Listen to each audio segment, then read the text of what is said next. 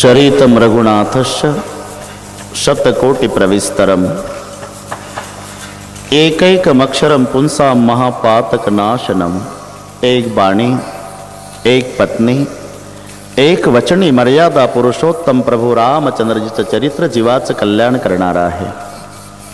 रामकथा जीवनाची व्यथा कमी करण्यासाठी, रामकथा प्रपंचामधल्या सर्व प्रश्नांची उत्तर आहे। रामकथा संसारात तापलेल्या जीवाला शांती प्राप्त करून देणारी आहे, तर रामकथा जीवनामधल्या दुःखाच्या वजावाकीचं एकमेव साधन आहे। असे ही सुरस अविठ पवित्र गूढ श्रीरामकथा आज श्रीराम कथेचा शुभारंभ आहे। पहिला प्रश्न आहे की असा कोण आमच्या देशात आहे की ज्याला रामकथेची कल्पना नाही। लहान मुलांपासून थेट म्हाताऱ्या माणसापर्यंत प्रत्येकाला रामकथा पूर्णपणे माहिती आहे। आज नाही पण 2 दिवसांनी तुम्हाला या गोष्टीचा अनुभव येईल। तुम्ही जेव्हा कथा ऐकायला निघाल तेव्हा तुमचा मुलगा 15-16 वर्ष वयाचा तुम्हाला अडवून प्रश्न विचारू शकेल, कहाँ जा रहे हो पिताश्री? राम कथा सुनने। कहाँ? Cotton green. वही राम कथा ना जो 5 साल पहले टेलीविजन पर दिखाई दे रही थी? हाँ वही। तो उसमें क्या सुनने का है पिताजी, आप तो कमाल करते हो। राम कथा तो हम आपको अभी यहां बता देते। बताओ बेटे। देखो पिताजी, अयोध्यापति महाराज दशरथ को 4 बेटे राम, लखन, भरत, रिपुसूदन। बड़े बेटे राम जी को राजगद्दी मिलने वाली राजगद्दी छीन ली। कई माँ ने भरत बेटे के लिए राम जी को वनवास जाना पड़ा। उनके साथ पत्नी सीता, भाई लखन। सीता का हरण तलाश करते प्रभु आगे निकले। सुग्रीव के साथ मित्रता, सेतु बंधन, रावण को मार डाला। अयोध्या और राम राज्याभिषेक हुआ। तो 1 मिनट के अंदर समाप्त होने वाली ये राम कथा कितने सालों से चली आ रही है, चल रही है और चल रहेगी। इसका मतलब यही होता है कि राम कथा केवल ऐतिहासिक घटना नहीं, हर आदमी के घर की कथा आणि राम कथा है। जिंदगी के हर सवालों का जवाब आणि राम कथा है। जीवनामधल्या सर्व प्रश्नांची उत्तर म्हणजे रामायण आहे।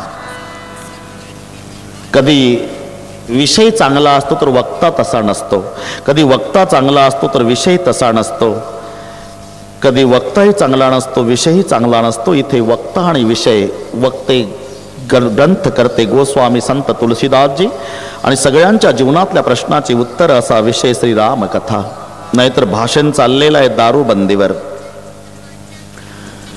दारू मुकावे मान दारूने अब्रू जाय छे, दारू बहु दुर्गंधी दारूने धक्को खाए छे। कहे दास करगरी आखिर नरकमु जाए छे, दारू गांजा मत पियारो अक्ल गुंग हो जाती है। अपने कमर का दाम खर्च कर मुंह में मक्खियां आती है। टाळांचा कडकडाट। लोकांनाही वाटतं यांच्या भाषणानं आपलं गाव व्यसन मुक्तीच्या क्रमांकात नक्की पहिला येणार। हो पण भाषण चाललं कोणाचं? ज्याला जास्त झाली त्याचं। मग काय सांगतो याही पेक्षा कोण सांगतो याला विशेष महत्व। विषय काय यापेक्षा वक्ता कोण, इथे दोन्ही महत्वाचं आहे। आमच्या जीवनातल्या प्रश्नाची उत्तर ज्यामध्ये आहे ती रामकथा विषय आहे आणि तेवढ्याच तोला मोलाचे ग्रंथ करते संत गोस्वामी तुलसीदास।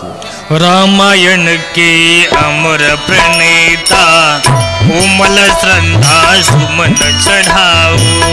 रामायण के अमर प्रणेता कोमल श्रद्धा सुमन चढ़ाओ। रामायण के अमर प्रणेता कोमल श्रद्धा सुमन चढ़ाओ।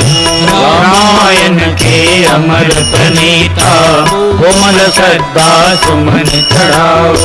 पर्वत माँ के अमर त्याग को, पर्वत माँ के अमर त्याग को प्रीत करो तुम भूल न जाओ। रामायण के अमर प्रणेता कोमल श्रद्धा सुमन चढ़ाओ। पर्वत माँ की अमर त्याग को, पर्वत माँ की अमर त्याग प्रीत करो तुम भूल न जाओ। रामायण के अमर प्रणेता कोमल श्रद्धा सुमन चढ़ाओ। रामायण के अमर प्रणेता कोमल श्रद्धा सुमन चढ़ाओ।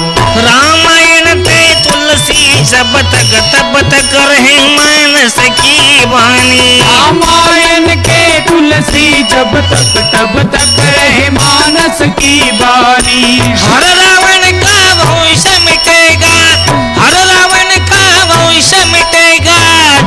तक सीता कल्याणी, जब तक सीता कल्याणी।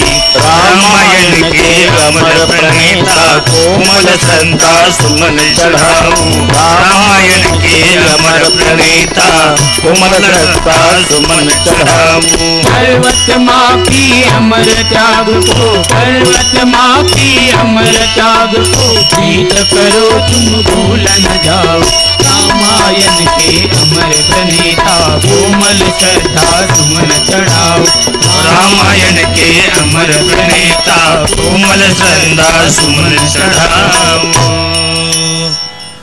ग्रंथ करते गोस्वामी संत तुलसीदासजी, आणि म्हणून या रामायणाला तुलसी रामायण असं एक नाव आहे. दुसरं एक रामचरित मानस.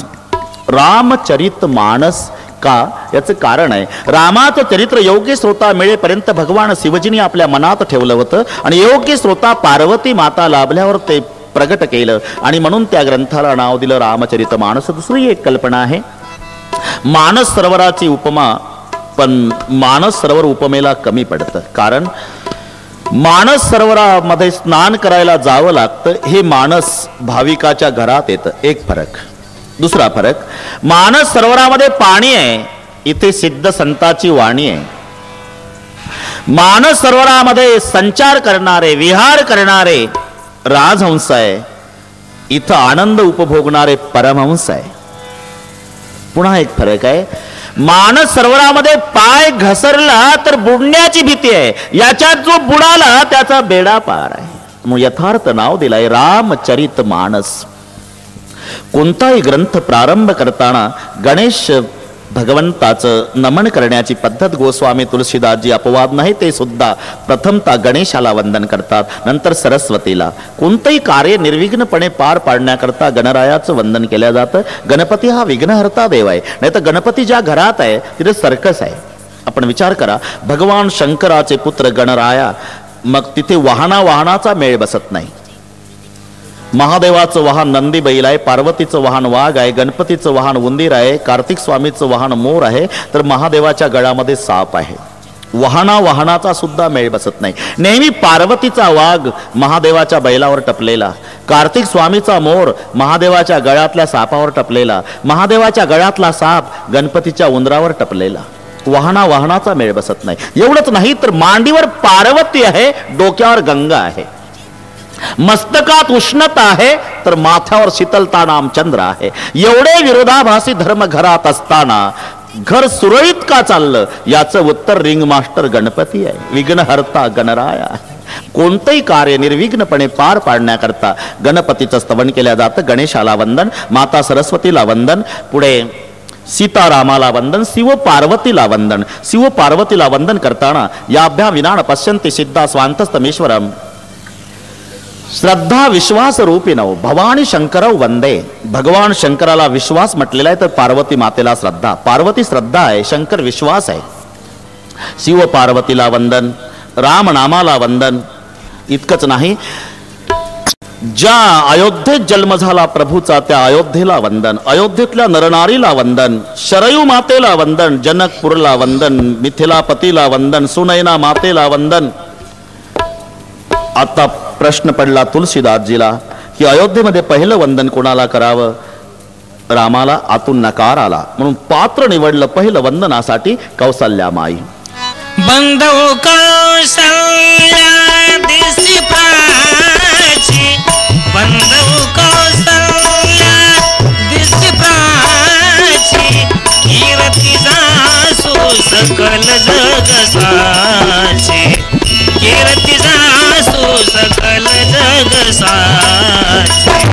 बंधू कौसल्या दिसी प्राची, बंधू कौसल्या दिसी प्राची, कीर्ती जासू सकल जग साची, कीर्ती जासू सकल जग साची.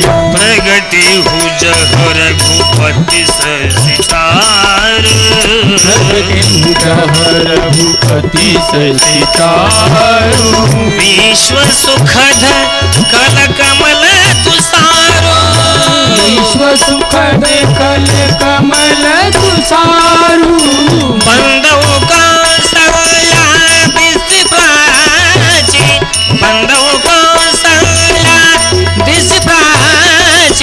कीर्ती जासू सकल जग साची, कीर्ती जासू सकल जग साची. बंधु कौसल्या निसी प्राची, बंधु कौसल्या निसी प्राची. कीर्ती जासू सकल जग साची, कीर्ती जासू सकल जग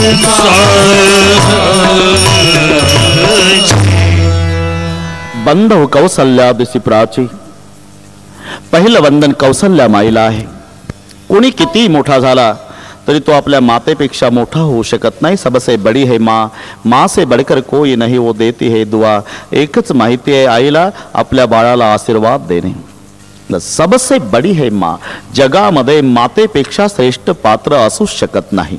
म्हणून ज्याची आई मरण पावली त्यानं समजावं आपल्या सुखाचा समुद्र कोरडा झाला, सुखाचा समुद्र आटला ज्याची आई वारली. कौन सी है वो चीज जो यहाँ नहीं मिलती, सब कुछ मिल जाता है लेकिन माँ नहीं मिलती. जीवना सर्व मिळेल, आई मिळणार नाही. सर्व मिळे परंतु पुन्हा न मिळे आई. आणि पहिलं वंदन कौसल्या माईला. बंधू कौसल्या दिसी प्राची. सुमित्रा मातेला वंदन, कैकई मातेला वंदन, दशरथजीला वंदन. संत तुलसीदासजींचा नियम आहे, बिनु सतसंग न हरी कथा.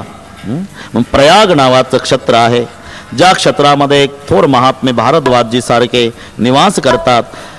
माघ मेळाच्या निमित्ताने अनेक संतांचं येणं जाणं, ज्ञानाचं आदान प्रदान, शास्त्र चर्चा, गंगेमध्ये स्नान आणि शेवट पूर्णाहुतीचा दिवस. एक महात्मे भारद्वाजजीकडे आले असताना भारद्वाजजी आसनावरून उतरतात आणि स्वतः त्या महात्म्याला आसनावर बसवतात. भारद्वाजजी श्रोत्याच्या रूपात खाली बसले आणि आसनावर ज्या महात्म्याला बसवलं त्या महात्म्याचं नाव याज्ञवल्क्यजी आहे. भारद्वाजजी श्रोत्याच्या रूपात खाली बसलेले आहे आणि श्रोत्याच्या रूपातल्या भारद्वाजजीनं अतिविनयानं याज्ञवल्क्यजीला एक विनवणी केली, बाबा कितने दिनों से यहाँ रहता हूँ, शास्त्र की चर्चा, ज्ञान का आदान प्रदान, लेकिन मेरा एक संशय नहीं गया. नाथ एक संशय बडमोरे. हा संशय प्रत्येकाला आहे, नास्तिकालाही संशय आहे, आस्तिकालाही संशय आहे.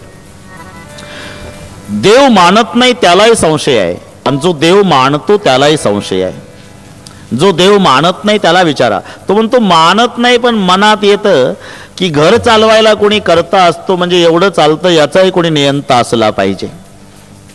जो देव मानतो त्याला विचारा, तो म्हणतो वडील वारल्यापासून 15 वर्षे देवघरात बसून देवपूजा करतो पण अजून देवानं दर्शन दिलं नाही. कोणास माहित आहे की नाही, बापाची परंपरा चालू आहे. नास्तिकालाही संशय आहे, आस्तिकालाही संशय आहे, दोघही संशयात आहे. राम कथा सूर्यवंशाची कथा आहे. मग सूर्यवंशाच्या कथेला सूर्याची उपमा न देता चंद्र किरणाची उपमा का दिली? याचं कारण आहे, साधू संताला भविष्य काळातल्या समाजाची भीती वाटते म्हणून निर्दोष वाङ्मय तयार करण्याचा आटोकाट प्रयत्न साधू संतांचा असतो. जर उपमा सूर्याची दिली असती तर सूर्याच्या बाबतीत प्रिय अप्रिय भाव आहे. नाही तर इथे आमचे सगळे वारकरी सांप्रदायिक मंडळी बसलेली आहे आणि त्यांना हे प्रमाण पाठ आहे. रेड्याच्या मुखातून वेद बोलवला हे प्रमाण झालेलं आहे. रेड्या मुखे वेद बोलविला, गर्व दिगांचा हरविला, रूपे प्रगटला ज्ञानोबा माझा. मग रेड्याच्या मुखातून वेद बोलवला हे नाथ महाराजांचं प्रमाण होऊन गेलेलं आहे अभंग. पुन्हा काही वर्षानं निळोबा रायाला म्हैसी पुत्रा मुखे बोलवणे श्रुती असं लिहिण्याची गरज काय? याचं कारण भविष्य काळाच्या समाजाची भीती. निळोबा रायाला वाटलं रेड्याच्या मुखातून वेद बोलवला हे खरं असलं तरी पुढे जास्त विद्वान लोक जन्माला येतील आणि त्यांचा वेळ जाणार नाही, तेव्हा फावल्या वेळामध्ये उष्ण्या तंबाखूला उष्णा चुना मळून साधू संतांच्या अभंगावर आक्षेप घेतील. तुम्हाला काय वाटतं? रेडा म्हणजे जनावर? अरे रेड्या आडनावाचे कोणी ग्रहस्थ असावे आणि त्यांच्या मुखातून ज्ञानोबानं वेद बोलवला असावा. काढा तंबाखू असं कोणी पुढे भविष्य काळात 2003 साली सुपीक डोकं चालवल म्हणून निळोबा रायाला लिहावं लागलं, हे उष्ण्या तंबाखू आल्या. आडनावाचा रेडा नाही, म्हैसी पुत्रा मुखे, म्हशीचा पुत्र म्हशीचा. तसं याज्ञवल्क्यजीला वाटलं याला उपमा सूर्याची द्यावी तर सूर्याच्या बाबतीत प्रिय अप्रिय भाव आहे. कारण सूर्याचं ऊन थंडीच्या दिवसात 9 वाजता बरं वाटतं आणि दुपारी वैशाख महिन्यात 2 वाजता नकोसं वाटतं. म्हणून रामचरित्राला उपमा सूर्याची द्यावी. तर रामायण श्रावण महिन्यात गोड वाटतं आणि भाद्रपदात डोकं उठतं. ही भानगड नसल्यामुळे उपमा सूर्याची नाही. बरं, रामकथेला उपमा चंद्राची सुद्धा नाही. चंद्राची का उपमा नाही? त्याचं कारण आहे, चंद्राला काळा डाग आहे. तुलसीजींना वाटलं आपण जर चंद्राची उपमा रामकथेला द्यावी तर भविष्य काळातला समाज, बरोबर आहे ना, चंद्राची उपमा आहे ना. मग चंद्राला जसा कलंक आहे तसा रामचरित्रालाही कुठं कलंक असला पाहिजे, म्हणून तो उपमा चंद्राची दिली. असंही कोणं डोकं चालवू नये. मग उपमा चंद्र किरणाची आहे. राम कथा शशी किरण समाना, संत चकोर करही जही पाना. संताला चकोर म्हटलेलं आहे आणि रामकथेला चंद्रकिरण म्हटलेलं आहे. चंद्रकिरण अधिक प्रिय वाटतात ते चकोर पक्षाला. इथे संत चकोर आहे, रामकथा चंद्रकिरण आहे. भारद्वाजजी, असा संशय पार्वती आईनं महादेवजीला, जसं तुम्ही मला विचारता तसाच पार्वतीनं महादेवाला विचारला होता आणि महादेवानं जी कथा सांगितली तसाचा तसा संवाद मी तुम्हाला सांगत आहे. लक्षपूर्वक ऐका एक वेळेला. एक बार त्रेता जुग माही, शंभु गए कुंभजर सिपाही. एक बार त्रेता जुग माही, शंभु गए कुंभजर सिपाही. एक बार त्रेता जुग माही, शंभु गए कुंभजर सिपाही. एक बार त्रेता जुग माही, शंभु गए कुंभजर सिपाही. संग सती जग जननी भवानी, पूजे ऋषि अखिलेश्वर जानी. पूजे ऋषि अखिलेश्वर जानी. पूजे ऋषि अखिलेश्वर जानी. एक बार त्रेता जुग माही. याज्ञवल्के भारद्वाजजीला कथा सांगतात. एक वेळा त्रेता युगामध्ये भगवान शंकर रामकथा ऐकण्याच्या उद्देशानं अगस्ती महाराजांच्याकडे निघाले. पण एकटे नाही, संग सती जग जननी भवानी. सोबत सती आहे, दक्ष कन्या सती, शिव आणि सती रामायण ऐकण्यासाठी अगस्ती महाराजांच्याकडे. भौगोलिक दृष्ट्या नाशिक जिल्ह्यामध्ये मनमाडच्या पुढे अनकाई नावाचा जो किल्ला आहे, त्या अंकाई किल्ल्यावरती अगस्तीजींचा आश्रम आणि त्या अगस्ती महाराजांच्याकडे रामकथा श्रवण करण्याच्या दृष्टीनं हेतूनं शिव आणि सती दोघंही निघाले. शिव आणि सती, कदाचित तेव्हापासून ही पद्धत पडली असावी की कथा दोघांना ऐकावी, पती पत्नी दोघांनाही. कारण भगवान शंकर एकटे नव्हते, सोबत सतीला घेऊन आले होते. संग सती. आज जरी चूक झाली असेल उद्यापासून लक्षात ठेवा. संग सती जगजननी भवानी. याचा फायदा आणि तोटा सांगतो मी तुम्हाला. पतीनं जर पुण्य केलं तर पत्नीला अर्ध पुण्य मिळतच, पण पत्नीनं पुण्य केलं पतीला मिळत नाही. पतीनं पाप केलं पत्नीला भोगावं लागत नाही, पण पत्नीनं पाप केलं तर पतीला अर्ध भोगावंच लागतं. लक्षात राहिलं ना. पतीच्या पुण्याईमध्ये पत्नीचा हक्क आहे, पत्नीच्या पुण्याईत पतीचा हक्क नाही. का? तिनं याच्यासाठी त्याग केलेला आहे. किती त्याग? एक अक्षर सोबत आणत नाही लग्न झाल्यावर. तिथे माहेरी पहा, माहेरी कुमारी, पुढे माहेरचं नाव, मग त्याच्या पुढे बापाचं नाव, बापाचं आडनाव, बापाचं गाव, पोस्ट, बापाचा तालुका, बापाचा जिल्हा, बापाचा. लग्न झाल्यावर एक अक्षर नाही. सौभाग्यवती मग सासरी, सासरचं नाव, मग पतीचं नाव, पतीचं आडनाव, गाव, पतीचं पोस्ट, पतीचा तालुका, पतीचा जिल्हा, पतीचा. एक शब्द आणत नाही. एवढा त्याग आहे. मग पतीच्या पुण्याईमध्ये पत्नीचा हक्क आहे, पत्नीच्या पुण्याईत पतीचा हक्क नाही. पतीच्या पदवीमध्ये पत्नीचा हक्क असतो. हे खेडेगावातल्या लोकांना चांगलं माहिती आहे. अजूनही शिक्षक वर्गाला आदराचं स्थान आहे खेड्यामध्ये. गेल्यानंतर माणसं सहज विचारतात, मास्तरीन बाई गुरुजी आहेत का घरी? हिला सही सुद्धा येत नाही, पण मास्तरीन बाई का? पती शिक्षक आहे.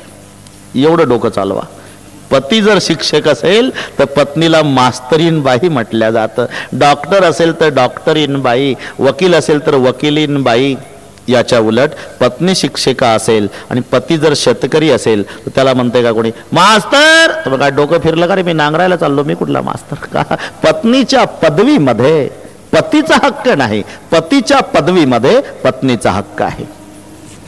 पतीनं जर पुण्य केलं तर पत्नीला अर्ध मिळतच. संग सती जगजननी भवानी. संग सती, शिव आणि सती रामकथा श्रवण करण्याच्या उद्देशानं आणि जेव्हा अगस्ती महाराजांच्याकडे येतात, अगस्तीजींच्या आनंदाला पारावार नाही. अगस्तीजीनं जेव्हा नमस्कार केला, नमस्कार जेव्हा अगस्तीजी करतात त्यावेळी सतीनं अर्थ लावला की केवढं घाबरलं, ज्याच्याकडे आम्ही कथा ऐकायला आलो तो वक्ताच पाया पडायला लागला, काय कथा सांगणार आहे. पण शिवजीला वाटलं केवढी नम्रता आहे, ज्याच्याकडे कथा ऐकायला आलो तो वक्ताच नम्र झाला, केवढी नम्रता वक्त्यात आहे. तसं नमस्काराची कृती एक आहे अगस्तीजींची, पण दोघांचे अर्थ दोन आहे. शिवजीला वाटलं केवढी नम्रता, वक्ता नमस्कार करायला लागला. सतीला वाटलं हे आताच लागलं पाया पडायला, काय कथा सांगणार आहे. असे दोघांना दोन अर्थ लावले. कथा श्रवणाला बसले, कथा लक्षपूर्वक ऐकली महादेवजीनं, सतीनं ऐकली नाही. आणि मग कथा श्रवणानंतर दोघेही निघाले असताना त्रेतायुगातली घटना. जात असताना मनमाडच्या जवळचा अंकाई किल्ला, तिथून येतात कैलासाकडे जायला, म्हणजे नाशिक परिसर म्हणजे दंडकारण्याचा भाग. सीतामाई चोरी लागली, त्रेतायुगातली घटना. राम प्रभू शोधत शोधत फिरत होते, लक्ष्मणजी रडत होते, भैया रोना नहीं, कुछ दिनों के बाद भाभी मिल जाएगी, भैया रोना नहीं, लक्ष्मण समुझाए बहु भांति, पूछे चल लतात रूपाती, हे खग मृग हे मधुकर श्रेणी तुम देखी, सीता मृग नहीं प्रभूजी. आणि त्याच रस्त्यानं शिव आणि सती कथा ऐकून जातात. शिवजीला वाटलं काय योग आहे, ज्याची कथा आपण ऐकली ते माझं इष्टदेव श्रीराम दर्शन द्यायला पुढे आलं. पण जाऊन दर्शन घ्यावं तर आपल्यासोबत विद्वान बापाची मुलगी आपली पत्नी आहे. कारण सतीच्या बापाचं नाव दक्ष. दक्ष का मतलब आहे चतुरता. विद्वान बाप की बेटी. इथंही डोकं चालवल की झालं आता आमचाही बुवा बिघडला, ते बायकोसाठी रडतं, त्याला हे देव समजून पाया पडतं. म्हणून महादेवाला पाया मोठे मोठे नापात झाले, इथं नाही पाया पडता आलं.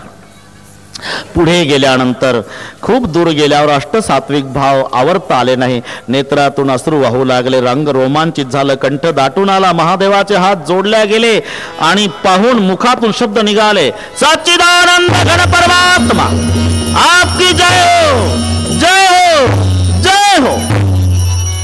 सतीने विचारलं, प्रभु 3-3 बार सच्चिदानंद घन परमात्मा आपकी जय हो, जय हो, जय हो 3-3 बार कहते हो कौन थे. सती, जासु कथा कुंभ दर्शी गाई, भगति जासु मै मुनी सुनाई, सोई मम इष्ट देव रघुवीरा.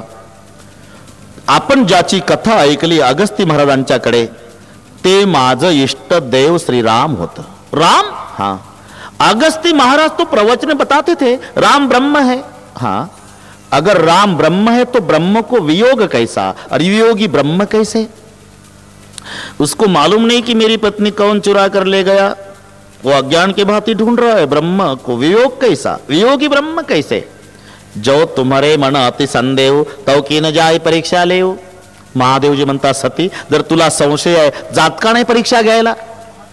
आणि तुम्ही, मी तोपर्यंत वटवृक्षाच्या सावलीत बसतो. महादेवजी बसले आणि सती परीक्षा घ्यायच्या उद्देशानं निघाली. पण सतीने विचार केला आता माध्यम काय वापरावं, म्हणून सती सीता झाली.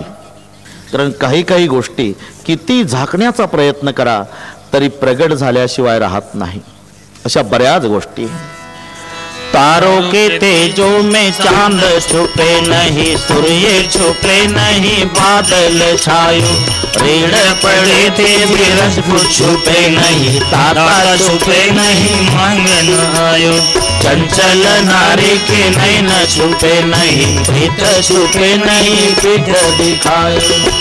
कवि गंग कहे सुन शाह अकबर, कवि गंग कहे सुन शाह अकबर, कर्म छुपे नहीं बहुत लगायो, कर्म छुपे नहीं बहुत लगायो. तारों के तेजों में चांद छुपे नहीं, सूर्य छुपे नहीं, बादल छायो, ऋण पड़े थे रजपुर छुपे नहीं, तारा छुपे नहीं, मांगन आयो, चंचल नारी के नैन छुपे नहीं, पीठ छुपे नहीं, पीठ दिखायो.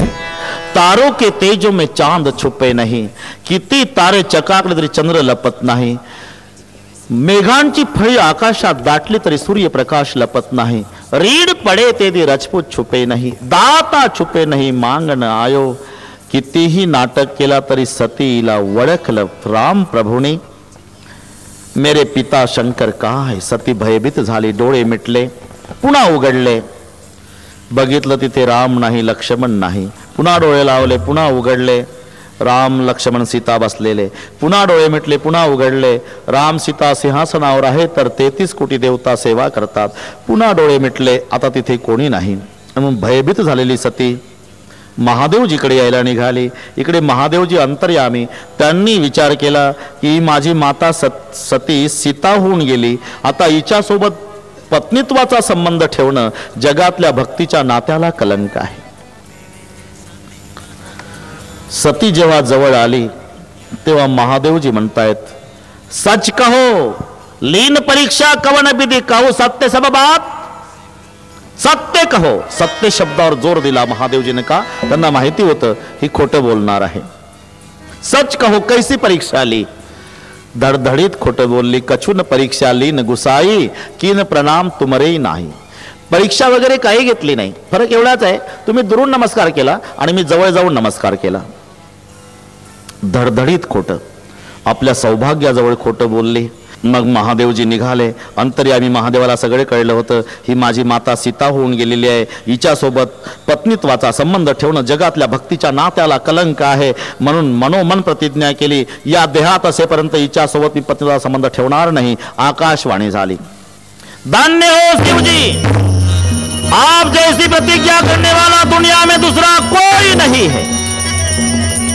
आकाशवाणीचे शब्द ऐकल्यावर सती म्हणाली, अशी कोणती प्रतिज्ञा तुम्ही केली तर आकाशवाणी झाली? महादेवाला वाटलं विविध हिला आताच सांगावं, तुझा त्याग केला तर हिला दुःख होईल. विविध इतिहासातल्या गोष्टी सांगत सांगत शिव आणि सती दोघं कैलासापर्यंत आले. कैलास पर्वतावर डाव्या भागाला जे नेहमीच सतीचं आसन होतं ते स्वतः महादेवाने उचललं आणि पुढे मांडलं. सांगितलं, सती अब सामने बैठो. सतीनं ओळखलं, डाव्या भागाला बसण्याचा माझा अधिकार संपला. माझ्या पतिदेवानं माझा पत्नीत्वाचा त्याग केला, कृतीतून त्याग. मग पुढे सती महादेवजी बसले, समाधी लागली. बरेच हजार वर्ष समाधीस्थ आहे भगवान शिवजी. इतक्यात एक घटना घडली.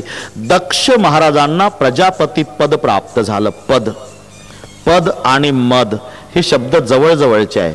पचा म करायला खर्च येत नाही. पच्या डाव्या कोपऱ्याला शून्य लावलं की लगेच म होतो आणि त्या शून्याला अभिमान म्हटलेला आहे. पदाचा जेव्हा अभिमान धारण करतो माणूस त्याचं रूपांतर मदात होत असतं, मदात. म्हणून पद आणि मद.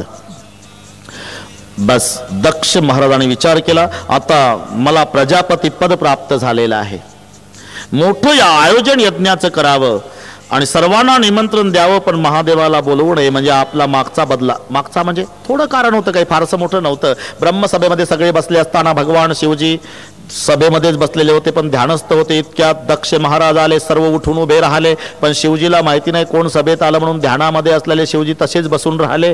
सर्वकडे लक्ष गेलं जेव्हा जावयाकडे, अरे सगळे उठून उभे राहिले माझ्यासाठी. दक्ष म्हणाले, माझ्या जावयाला काय तकलीफ होती, हा का नाही उठून उभा राहिला? जे मानाला हपापलेलं असतं ना, ऑफिसमध्ये गेल्यावर किती कर्मचारी उठून उभे राहतात, तिकडे पाहत नसतं नेमकं कोण बसलं, तिकडे डोकं चालवतं. तसं दक्ष महाराजांनी महादेवाकडे बघितलं, सर्वे मला सन्मान देतात, माझा जावाई का नाही उठला? बदला घेईल याचा बदला म्हणून यज्ञाचं आयोजन आहे.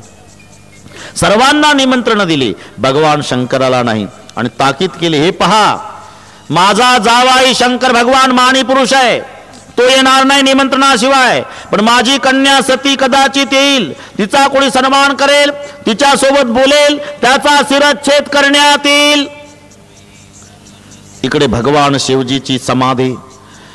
बरेचसे देवता जेवण करून कैलास मार्गे विमानाने येतात आणि समाधी संपल्यावर लक्ष सतीचं विमानाकडे गेलं. सतीनं विचारलं, प्रभू ही विमान? हा देवी, तुझ्या बापाकडे यज्ञ आहे, सर्वांना निमंत्रण पण आपल्याकडे नाही, म्हणून आपल्याला हे कळावं की नेमकं तुम्हाला डावललं, यासाठी विमान कैलास मार्गे येतात. मग मी जाऊ माझ्या पित्याकडे? नाही सती, कारण निमंत्रणाशिवाय जाऊ नये. महादेवजी सांगतायत, पार्वते सती 4 ठिकाणी निमंत्रणाशिवाय जाता येतं. 4 ठिकाणी. मित्राकडे, मित्राला निमंत्रणाशिवाय जाता येतं. गुरुच्या घरी शिष्याला निमंत्रणाशिवाय जाता येतं. मायबापाच्या घरी पुत्राला निमंत्रणाशिवाय जाता येतं. आणि भगवत कार्यात भक्ताला निमंत्रणाशिवाय जाता येतं. भगवत कार्यात भक्ताला, गुरुच्या घरी शिष्याला, मित्राच्या घरी मित्राला आणि मायबापाच्या घरी पुत्राला निमंत्रणाशिवाय जाता येतं हे ऐकल्यावर सती म्हणाली, तेच तर म्हणते मी, माझ्याच बापाकडे ना. मग महादेवाच्या लक्षात आलं की कायदा आपल्याकडेच फिरला. ठीक आहे सती. आणि मग 2 शिवगण सती समवेत दिले आणि सती 2 शिवगणा समवेत आपल्या पित्याच्या घरी येते.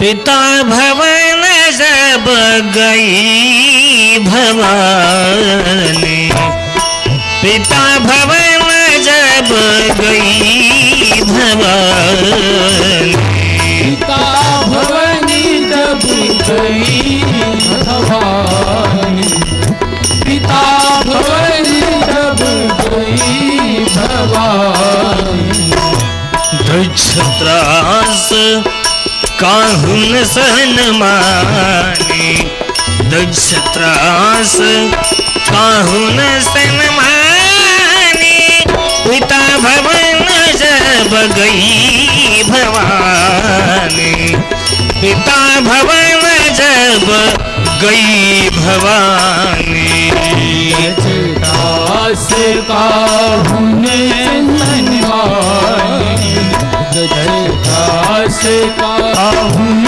सन्मानी, पिता भवन जब गई भवानी, पिता भवन जब गई भवानी, सादर गलही मिली माता,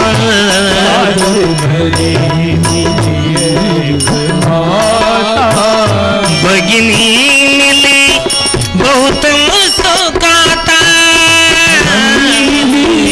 बहुत मुस्काता, पिता भवन जब गई भवानी, पिता भवन जब गई भवानी, दास काहुन सन्मानी, दास काहुन सन्मानी, पिता भवन जब गई भवानी, पिता भवन जब गई भवानी.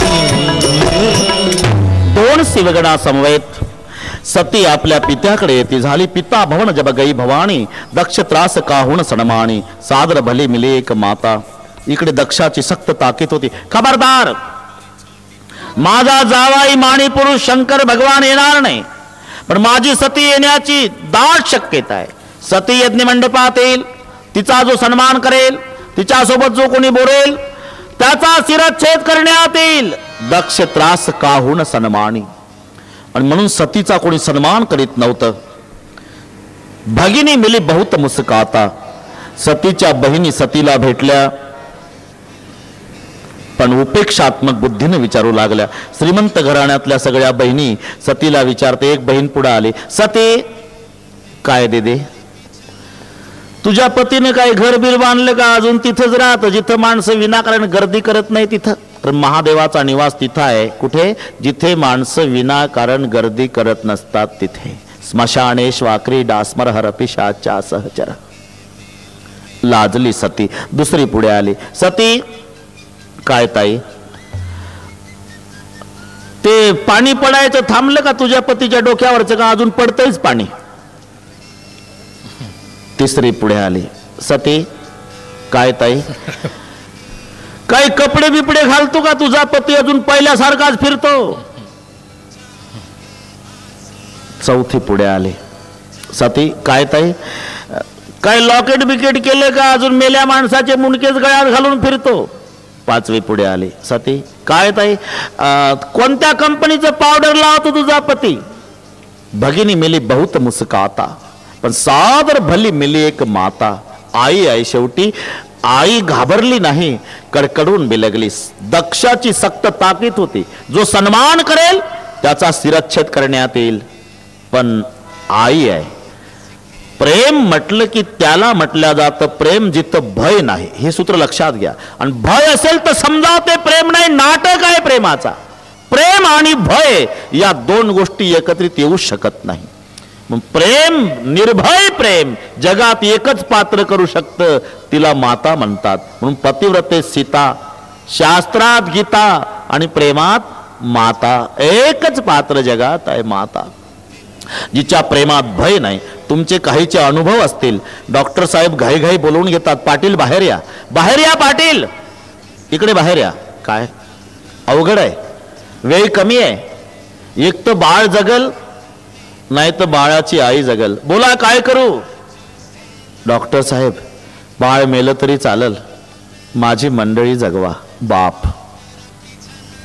पण त्याही वेळेला डॉक्टर आत जातात आणि त्या माऊलीला विचारतात, मावशी काय करू मी, कुठून डॉक्टर झालो, मला काही कळत नाही, कोण धर्मसंकट आहे, मला दोन पैकी एकच जगवू शकतो, मावशी सांगा काय करू.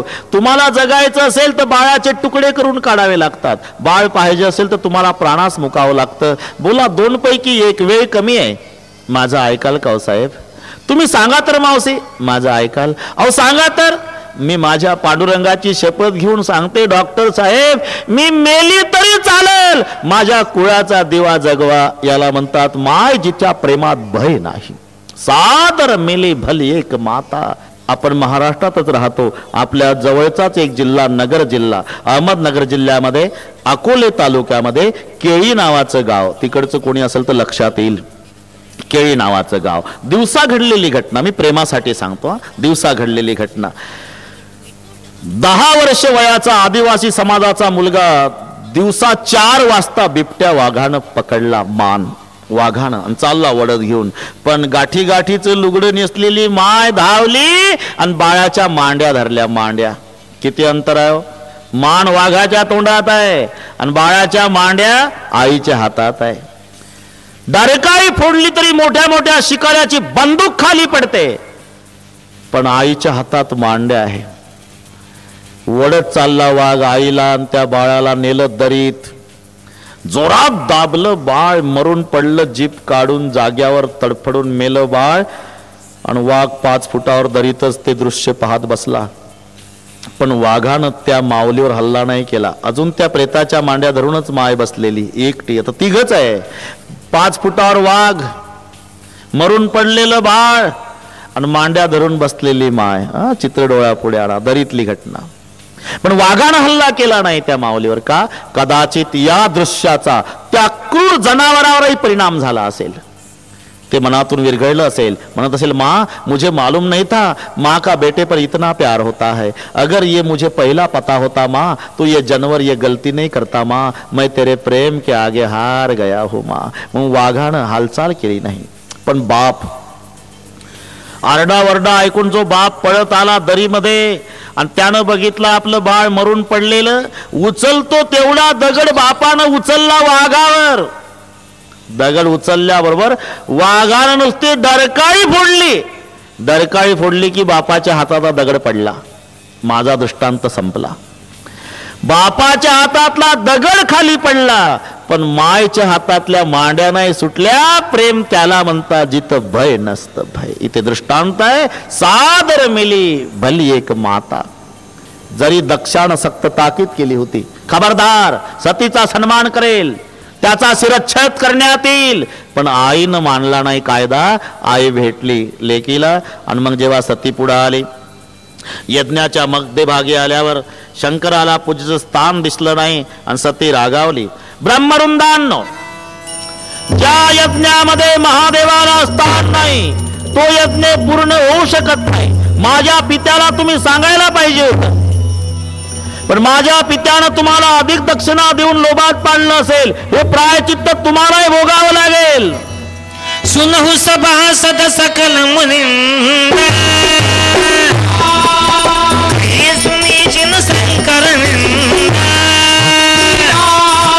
सो फल तुरत लहब सब काहू,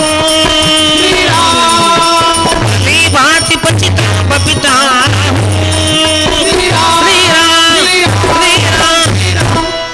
सुनौ सभासद सकल मुनिंदा, सो फल तुरत लहब सब काहू, भली भांति पचिताऊ पिताहू.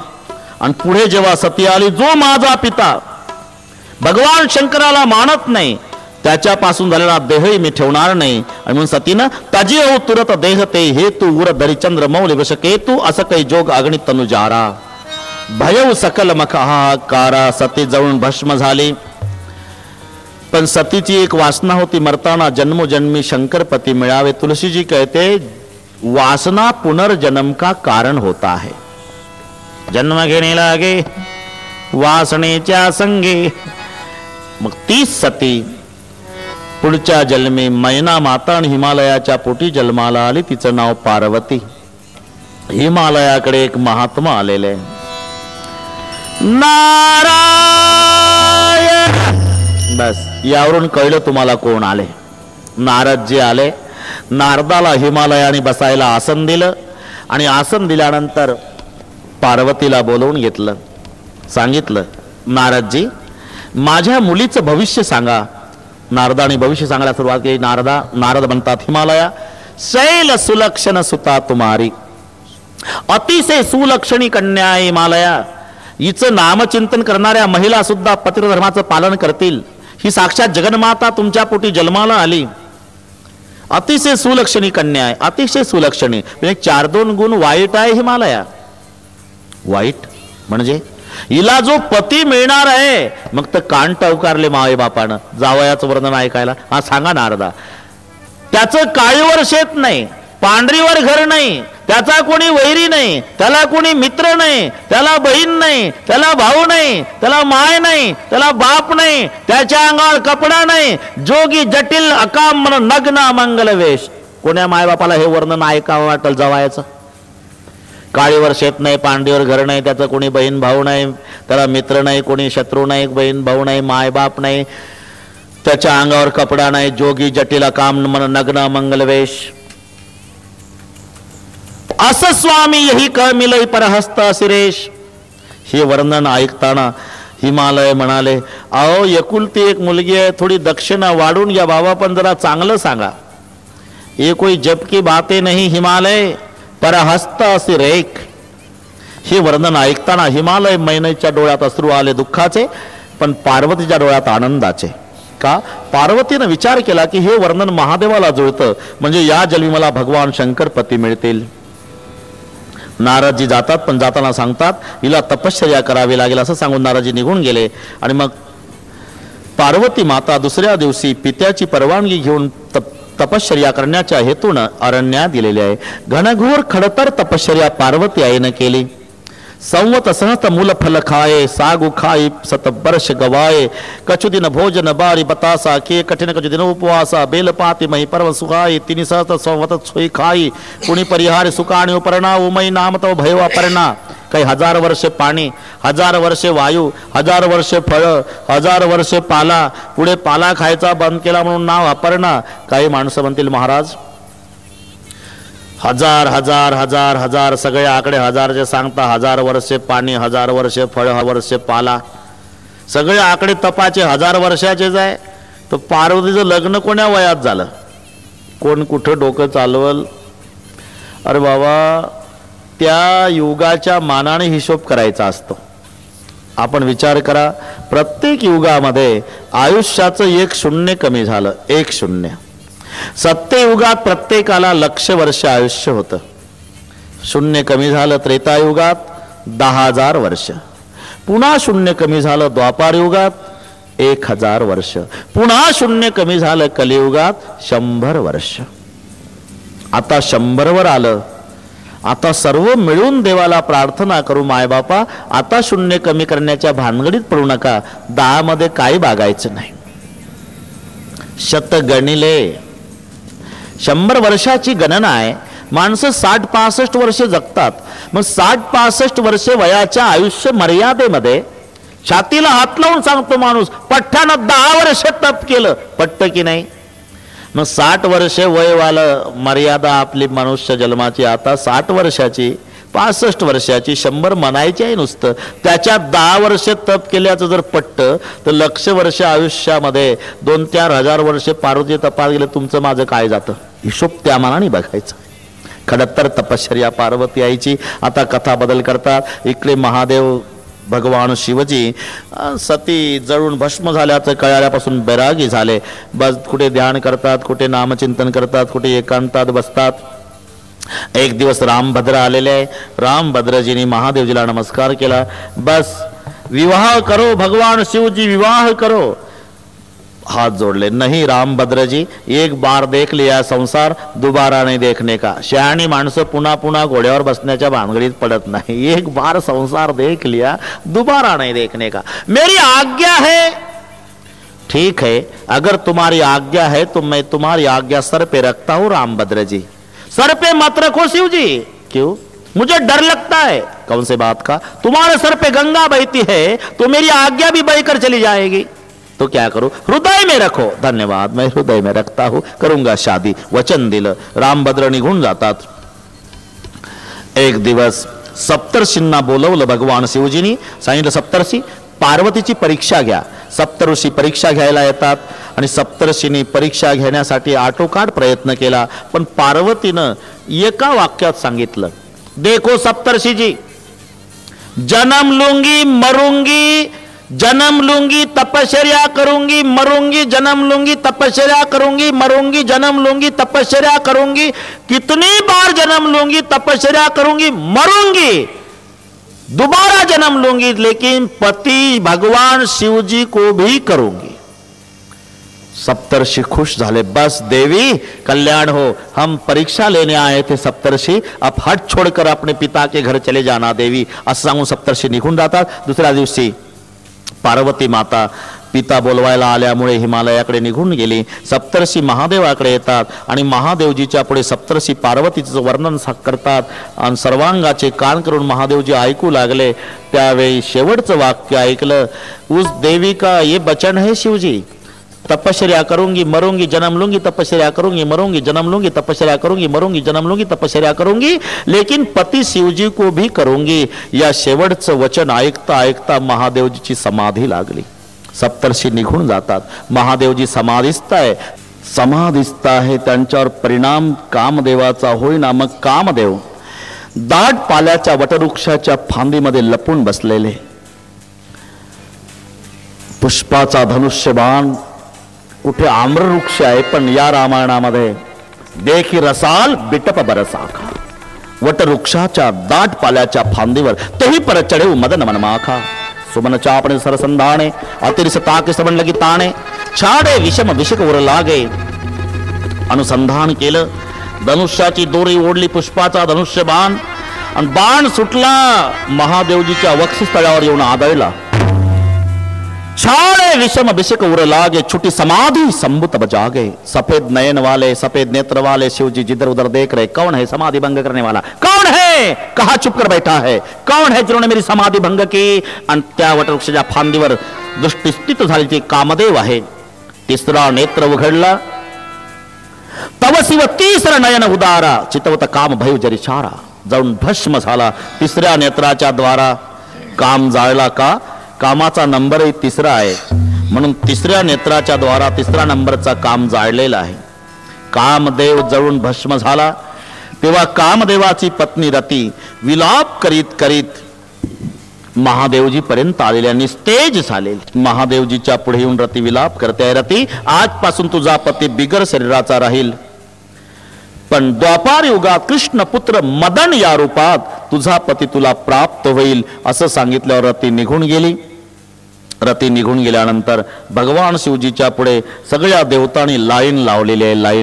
लाईन मध्ये सगळे देवता। महादेवजीने विचारलं, अरे देवता सब इकट्ठा होकर क्यों खड़े हो गए लाइन में? बोले महादेव जी, कैलाश में सब वातावरण रसहीन हो गया, किसी की शादी नहीं, बारात नहीं निकलती, नाचने को नहीं मिलता।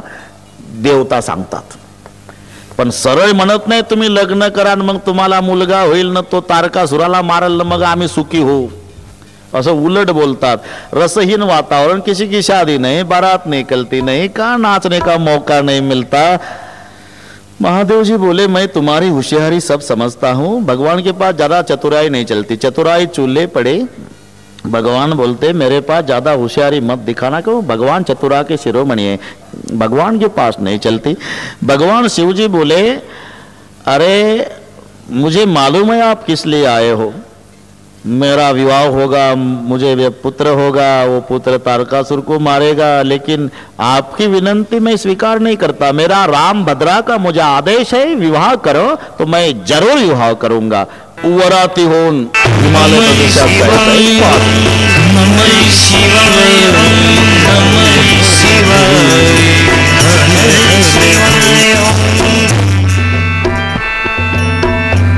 आप जन गाओ.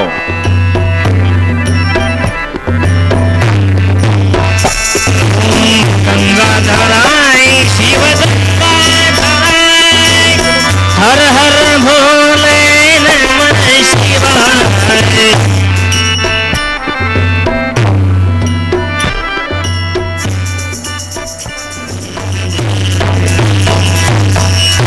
जयघोष करीत सर्व समाज, सर्वात पुढे देवतांचा समूह हिमालय प्रदेशातले सर्व स्वागतासाठी तत्पर आहे. त्यात सर्वात पुढे देवतांचा समूह, त्या समूहात सर्वात पुढे भगवान विष्णू.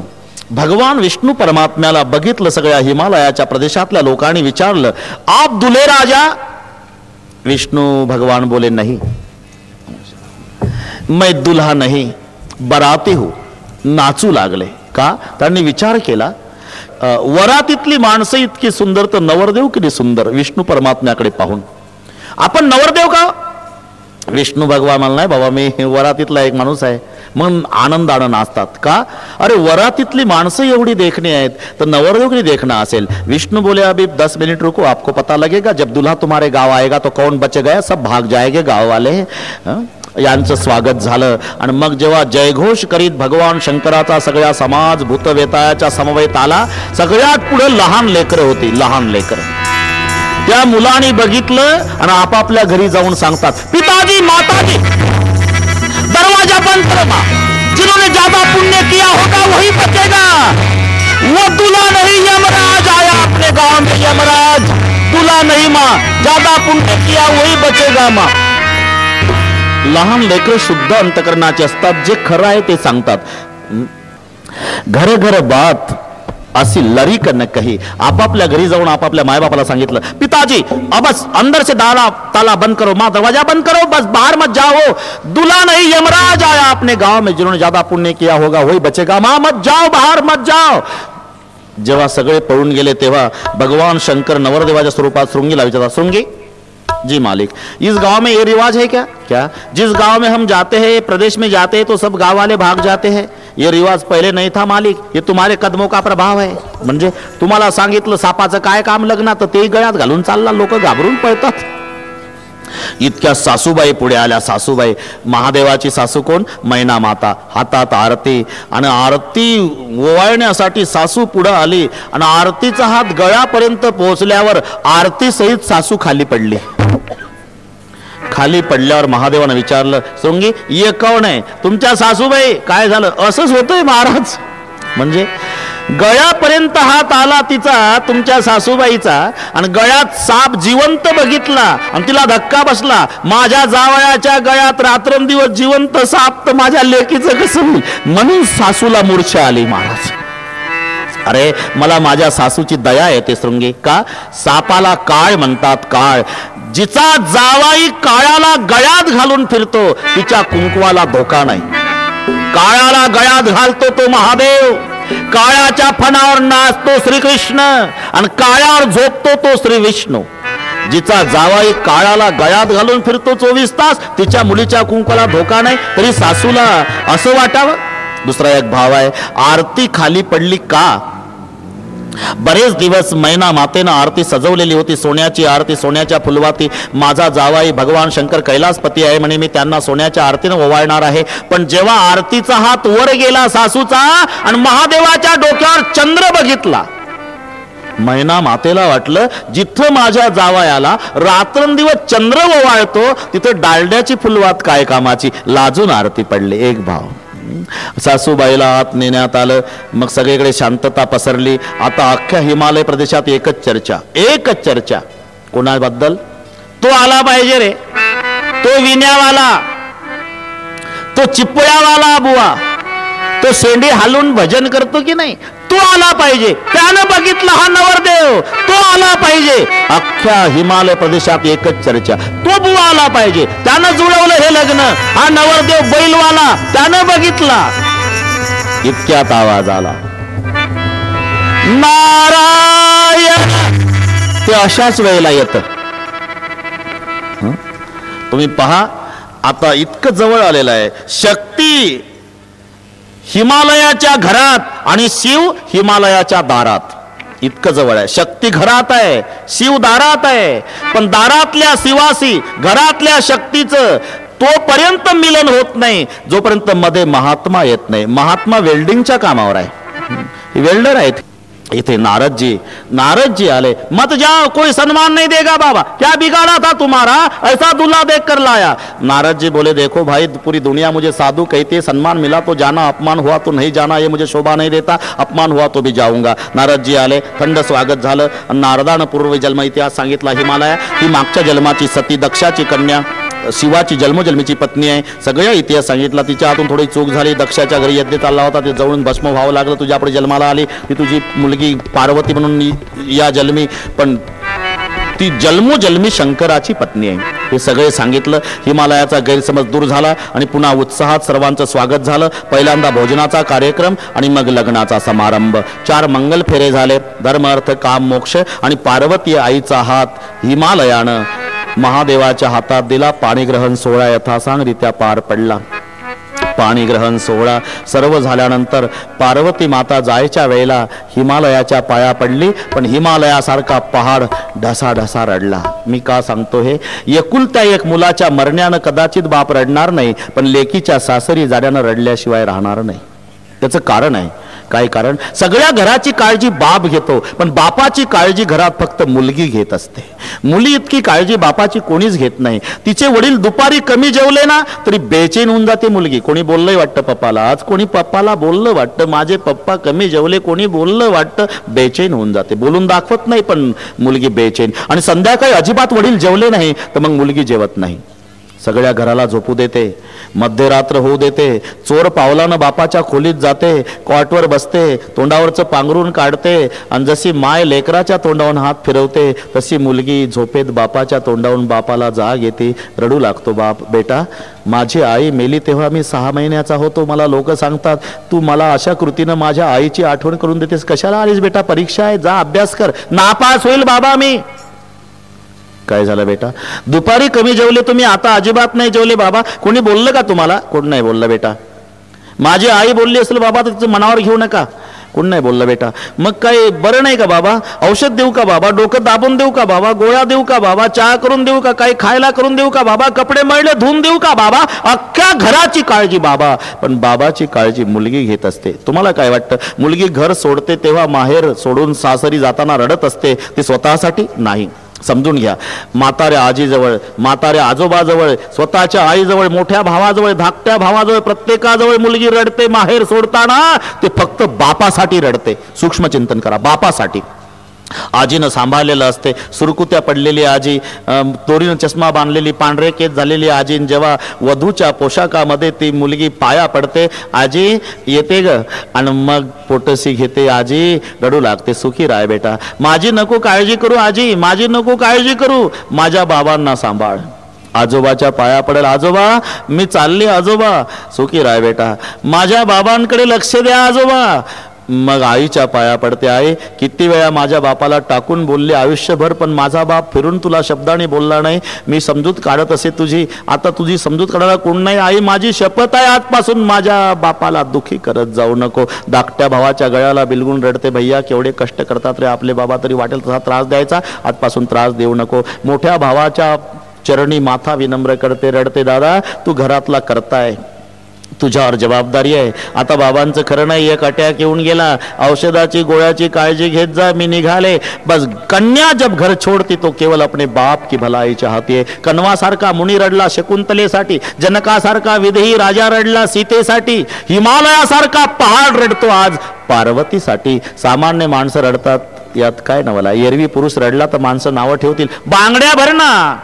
मर्दासारखा मर्द रडतो अशी नावं ठेवतात माणसं. पण एक प्रसंग असा आहे, कितीही पाषाण हृदयी बाप असू द्या, पण गळ्याला बिलकते जेव्हा मुलगी माहेर सोडताना, तेव्हा बाप ढसा ढसा रडतो. आज हिमालय रडतोय पार्वती मातेच्या जाण्यानं. मैना माता रडते. मजल दर मजल करीत पार्वती आणि भगवान शिवजी कैलासावरती येतात. समयोपरांत 2 पुत्राचा जन्म झाला, एक कार्तिक स्वामी आणि एक गणेश.